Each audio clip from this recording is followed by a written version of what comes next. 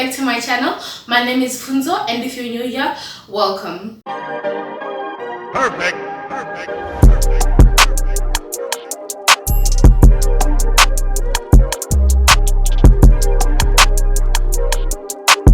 Today's topic is going to be 10 things I've learned from starting business. So these are just basically things that I've learned as I've been as I've had my business and other business ventures that I've been into. And these are just basically a few things that I have learned along the way, and things I'm still learning, of course. But these are some of the valuable things I thought I should share with you guys, so that you at least would know some things if you wanted to start a business. So guys, without further ado, let's get into it. Number 1, patience. Right? Now, what do I mean by patience? What do I mean by patience? Let everything grow at the right pace. Let your business grow. Now, making a profit in the beginning, you might find out that you don't actually make that much profit. You might make 1 rand, 2 rand, 3 rand, right? From whatever you're doing, right? Or even for some, maybe a little bit higher than that, depending on what business you're doing, right? In the case of my business, it was like, for instance, my little tuck shop, it started off me earning like about 10 rand as profit. After I've bought my new stock and everything. So what I'm saying is, let it grow on its own. You will see in about a year, as you're doing something, you'll see that your profits have gone up. The next year they've gone even higher. Just be patient with it. Don't try to rush. When you're starting a business, you're not gonna wake up tomorrow a millionaire. Number 2, planning. So listen, I struggled with this as well, right? And I still struggled a little bit. But what I saw the positives of planning was, last year when I did a catering job, which I'll insert some big pictures over here, right? I learned that if I planned ahead of time, everything went smoothly, because I knew what I was going to do. I knew how my setup was going to be, and I knew exactly what I was going to do. So that whole entire thing, it took planning, and with planning, it went well. That's what I'm gonna say.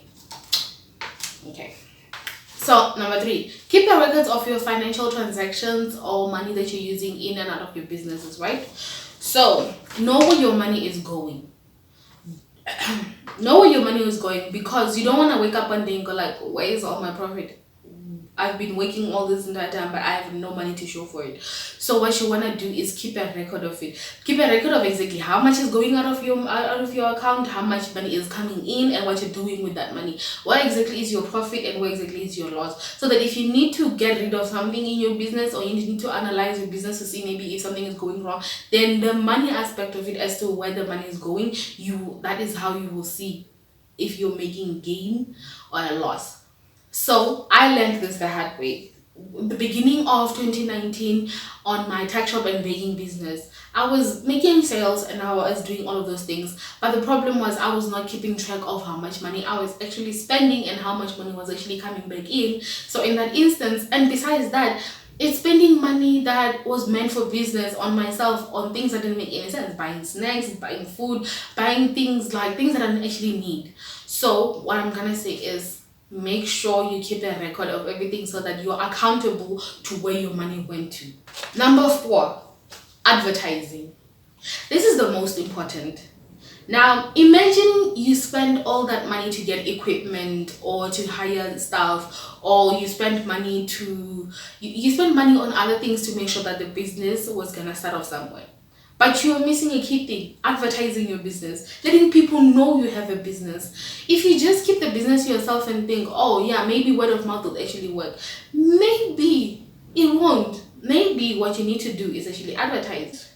Use the free available resources. So in my instances, when it comes to advertising, Facebook, Instagram, Twitter, LinkedIn, YouTube, any of those mediums, TikToks, right?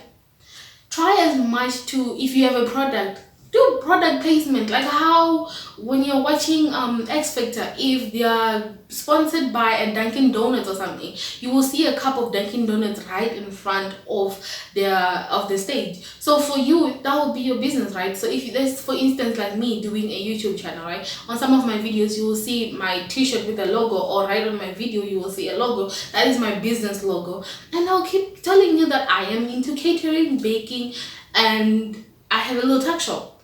That's my business, right? So make sure that you're using all those avenues. I paste on that. I join groups like on Facebook. There are groups you can join for advertising, and then you advertise as much as possible. That reaches a lot of people. You might not think it does, but it actually reaches a lot of. That's how I got one of my clients. Is you basically advertise everywhere that is available to you. Use free stuff, right? Okay, have a business plan. This is the one that I still have to complete, but it helps. It helps if you have a business plan. This will help you with your vision, your mission, and your goals in the business. Because if you do not know them, then what is the reason for you doing the business? If you do not know why you're doing the business, right? You need a business plan for you to know how you're gonna acquire the money, what it is that you actually need for your business, what your competition is like. This is what a business plan is actually gonna tell you. I'll attach a business plan that I'm using as a guideline for me, which explains everything like that. But this tells you and helps you get information on the industry you're going into, on the type of business that you're doing, because as you're writing the business plan or get somebody else to write the business plan, you will have more information on the business that you want to go into. So my mistake at the beginning when I was doing the whole business plan, right, I was too lazy to want to write it myself. Plus, I didn't know how to write a business plan in the first place. So I hired somebody, but I had two options. There was somebody that was a little bit more pricey, and there was somebody that was cheaper. Now, see, I don't actually have money, so I decided to go for the cheaper. So I decided to go to the cheaper person, right? And I said they should write me a business plan. What they decided to write me was, I don't know if you can even call it a business proposal, but it was not a business plan, because a business plan is more detailed. Now, when I tried to go through the thing, I was like, no, this is not a business plan. This is missing essential key parts. This seemed more like a summary of a business plan. This seemed more like a summary of a business plan than an actual business plan. So that's when I was like, that was my mistake. Maybe I should have actually paid somebody who was experienced in this instead of going for the cheaper person. Sometimes you get what you pay for. Number 7. Time management. Guys, this is a quote I really love. Time is money, right? So what this means is, if you waste the time that you could have used to be doing something progressive that could have made you money, that's exactly it. Time is money. So this one I still struggle with. I'm getting better at it. Like now I'm getting back to actually shooting my YouTube videos. There were excuses on top of excuses, but those were not good enough, because this channel could have been maybe a little bit further than what it is right now. But time management, guys, is key. Use your time wisely. But I've seen, if I'm watching shows like ALCHEMIST or other shows of that caliber, right, or following on Instagram certain channels on certain YouTube pages that are talking about success and building your riches on successful people, right? So what I have learned from that is, guys, so the rich and the successful do not waste time on watching TV or sleeping aimlessly, right? So these are my problems, right? Which is sleep and watching videos, endless types of videos and all of that. I don't know where I think my success is gonna come from. You know that little default setting that you have in your head to be like, oh, hey, if you keep watching videos on YouTube, like if I'm doing research, okay, fine, then that's going towards something. But if I'm just watching videos aimlessly, not learning anything, they're not teaching me anything, and I'm not getting anything from it, that to me it's a waste of time, and I'm not doing anything. Which at that time I could have been writing a new script for my video, or I could have been trying to find a new recipe for my catering business or for YouTube. I could have just been doing a lot more than just sleeping, waking up, eating, watching TV, going back to sleep, waking up, eating, watching TV, and aimlessly doing nothing.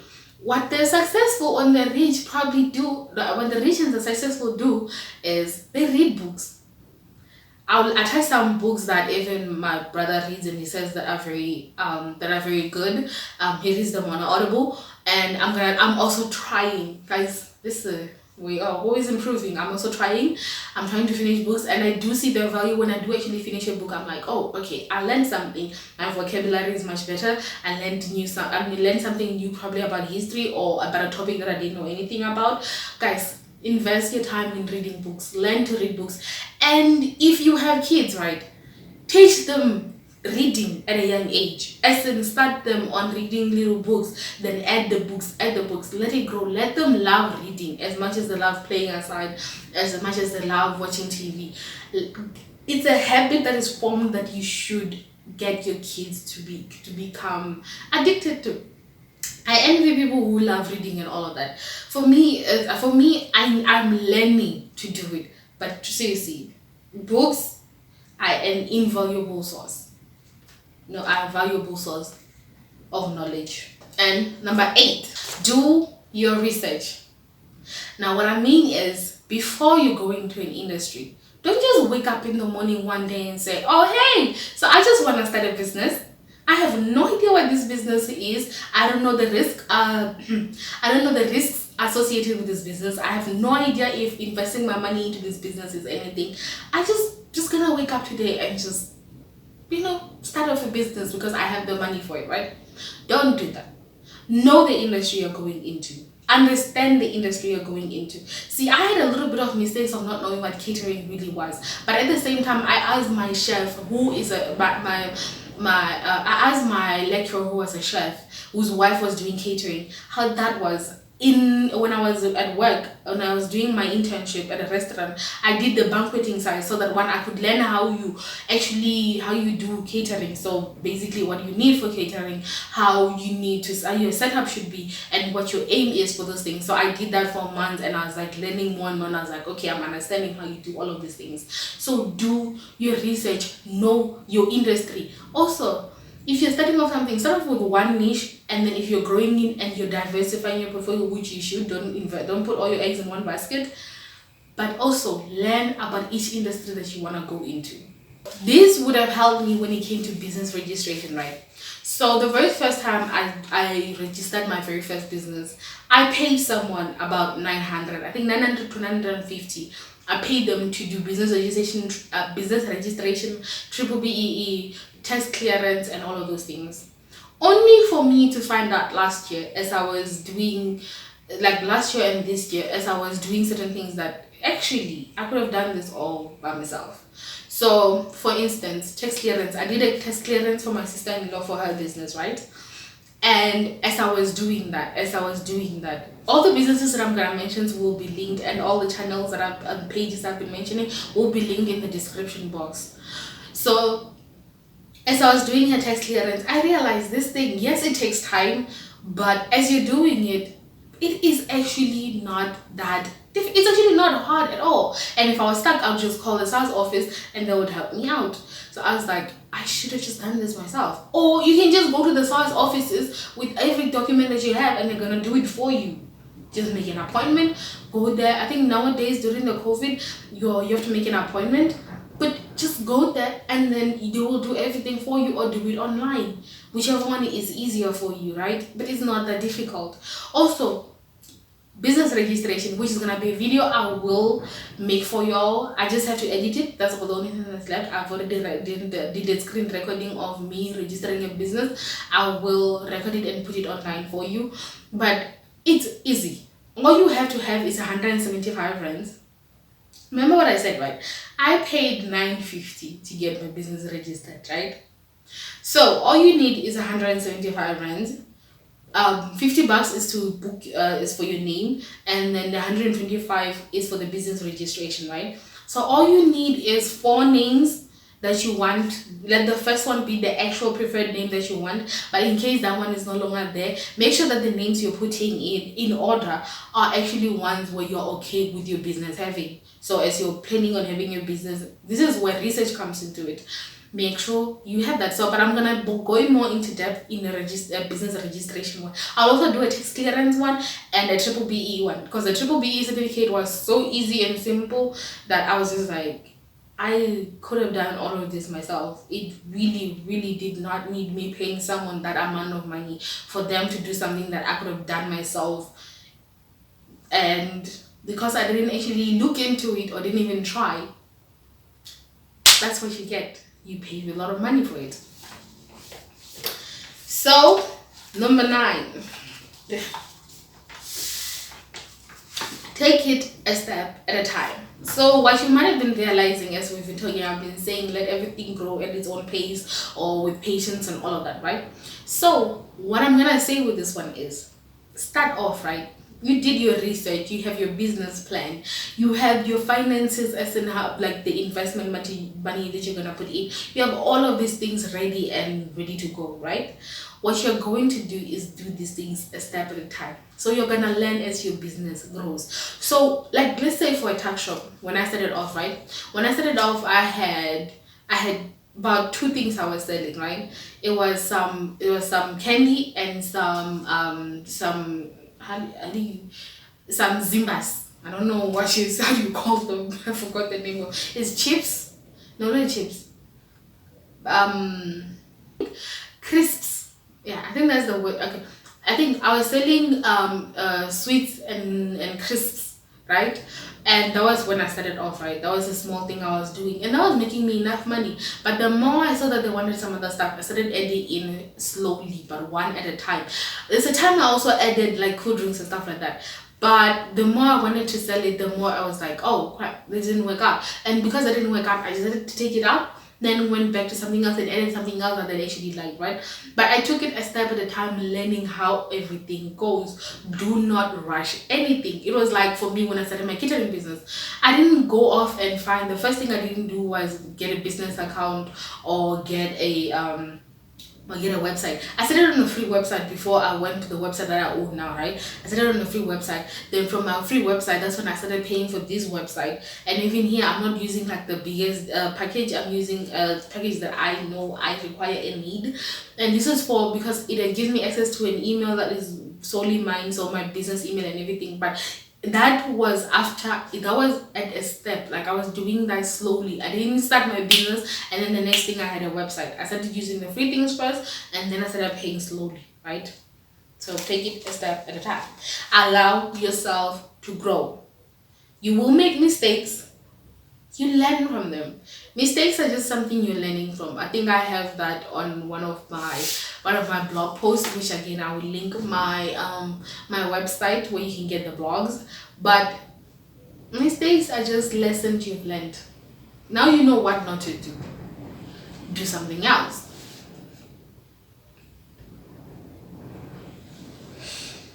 So the last one, mentorship.